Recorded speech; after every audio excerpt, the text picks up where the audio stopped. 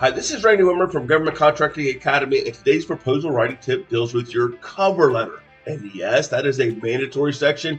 And because most people think it's a throwaway, they don't really use it to emphasize their proposal win things. Now, your cover letter is an excellent opportunity to do a couple different things. One, to set the tone of your proposal.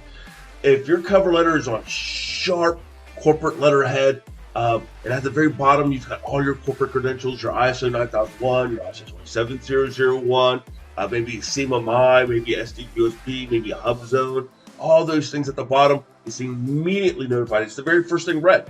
The second thing that it can do is if you include a feature benefit table in it.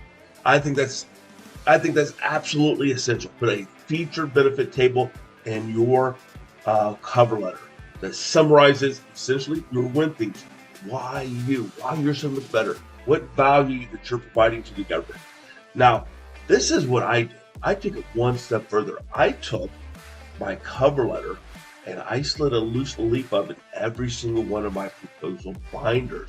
It's one more thing that the source selection board reads that reinforces your win things. So I hope this helps.